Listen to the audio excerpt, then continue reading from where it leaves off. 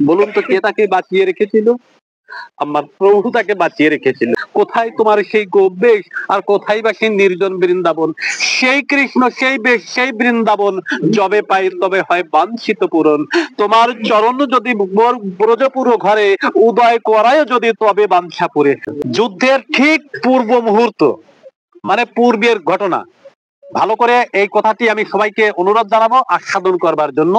কালকে যুদ্ধ হবে, মানে আগামীকাল যুদ্ধ হবে, আজকের ঘটনা। অর্জুনের মনে মনে বাসনা জাগলো, এই কুরুক্ষেত্র রণাঙ্গটাকে আমি একবার নিজে এই রথখানা নিয়ে ঘুরে দেখে আসবো।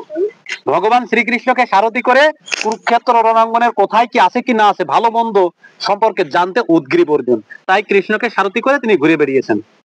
যেতে যেতে হঠাৎ তিনি দেখলেন যে কুরুক্ষেত্র প্রাঙ্গণেরই, মানে রণাঙ্গনেরই একটা পাশে একটি পাখির বাসা আছে, মাটিতে গর্ত করে বাস করে, নাম হচ্ছে চাক বুড়োই। আমরা অনেক সময় শুনে থাকি টোনাটুনি, না টোনাটুনি না, মহাভারত থেকে আমি বলছি, মহাভারতে লেখা আছে চাক বুড়োই ছিল পাখিটার নাম। তখন ব্যাসদেবের লেখনীতে যেটা আছে আমি সেটি বলছি, চাক বুড়োই। দেখেন এখানে আরেকটি কথা বলে যায়, আমি তো বাবা ছোট মানুষ, তো অনেক সময় অনেক ভক্তের অনেক প্রশ্নের সম্মুখীন আমাকে হতে হয়। তাই অন্তত যে নামটা যখন বলি তখন কিন্তু আমাকে ভালো মতো মুখস্থ করে আসতে হয় বা ভালো মতো জানতে হয়। যদি না জানি তাহলে কিন্তু আমি আপনাদের বলা যে প্রশ্নগুলো, সেই প্রশ্নগুলোর উত্তর দিতে সম্পূর্ণই অসমর্থ থেকে যাব। এমনিতেই আমি কি বা জানি যে আপনাদের মতো মানে ভক্তগণের প্রশ্নের উত্তর দেবো। তথাপিও যখন যে নামটা বলি মনে রাখবেন এই নামটি ওই গ্রন্থেই দেওয়া আছে, আমি ভুল কোনো নাম উচ্চারণ করি না, এতে অপরাধ হয়। এতে বলা আছে, মহাপ্রভু নিজে বলে গেছেন এবং তার ভক্ত, যদি কেউ গ্রন্থ পাঠ করতে গিয়ে, ভাগবত পাঠ করতে গিয়ে বা গীতা পাঠ করতে গিয়ে যদি কোনো ভুল, মানে একটি শব্দ আছে সেই শব্দের যদি কোনো বিকৃতি ঘটায়, একটি নাম আছে সেই নামের যদি বিকৃতি ঘটায়, তাহলে কিন্তু বৈষ্ণব অপরাধ হয়। তা আমি সেই ভুল থেকে আপনাদের কৃপায় মুক্ত হওয়ার আশায় আছি, দয়া করে আশীর্বাদ করবেন যেন ওই ভুল থেকে মুক্ত হতে পারি। তো এই চাক বড়ই পাখিটা ও মাটিতে বাসা বেঁধে বসে আছে, হঠাৎ অর্জুনের রথখানা থেমে গেল। মানে কৃষ্ণ চালাচ্ছে তো রথখানা থামিয়ে দিয়েছে। থামিয়ে দেওয়ার পরে এখন কৃষ্ণ, অর্জুন জিজ্ঞাসা করলো যে আচ্ছা কৃষ্ণ রথখানা কেন থামালে? বলে যে পাখির বাসা দেখা যায়।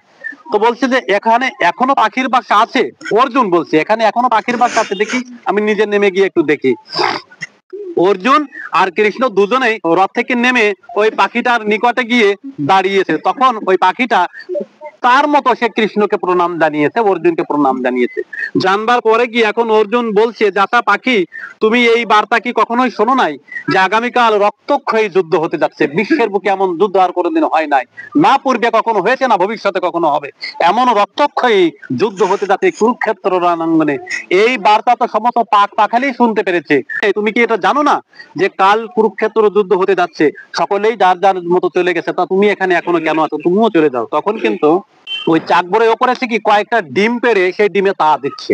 ওরা মাটিতে বাসা বেঁধে বসে থাকে গর্তে, ডিম পেড়ে ডিমে তা দিচ্ছে। তো ওই পাখিটা বলছে কি যে আমি তো যাব, আমার যে কয়েকটা ডিম আমি পেড়েছি এই ডিমে তো আমি এখন তা দিচ্ছি, এই ডিম ছেড়ে তো যাওয়ার মতো নেই। মা তো এই পৃথিবীতে, বাবা সন্তানকে ত্যাগ করে চলে যেতে পারেন কিন্তু মা সন্তানকে ত্যাগ করে যেতে পারেন না। মায়ের মমত্ব বোধ কতখানি আমরা সন্তান হয়ে উপলব্ধি করতে পারি না। তো রূপ গোস্বামী তিনি উপলব্ধি করে বলেছেন কি, সাগরের কুল আছে পার আছে তার, অগাধ পিতৃমাতৃ বাৎসল্য পারাবার। তাহলে পিতামাতার ভালোবাসা কতখানি আমরা কিন্তু রূপ গোস্বামীর এখান থেকে একটুখানি উপলব্ধি করতে পারি। শুধু তাই নয়, পিতার থেকে মায়ের ভালোবাসা আরো বেশি। তো সেই মা ডিমগুলোকে ছেড়ে যেতে চাইছে না, আর অর্জুন বলছে তুমি চলে যাও। তখন কিন্তু অর্জুনের এই কথায় বললো কি, আচ্ছা অর্জুন, মানে ও তো চেনে না যে অর্জুন, তবুও প্রণাম দিয়েছে যে কৃষ্ণ সখা যেহেতু প্রণাম। এখন অর্জুন বলছে যে তুমি চলে যাও। তখন ওই পাখিটা কথা বলছে যে আমি তো যাবো, আমি যে ডিমগুলোতে তা দিচ্ছি আমি কি করে যাই?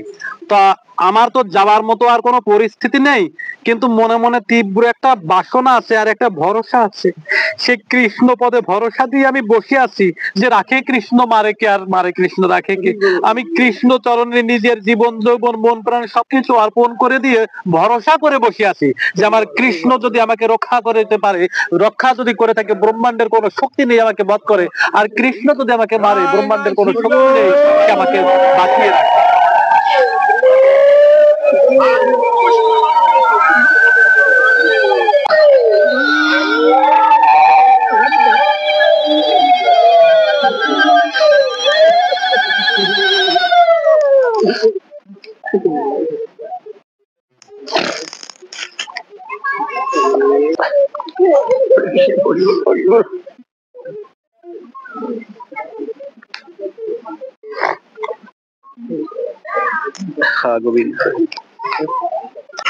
দিনের অধিক দয়া করে ভগবান, আর কুলীন পণ্ডিত ধনির বড়ই অভিমান।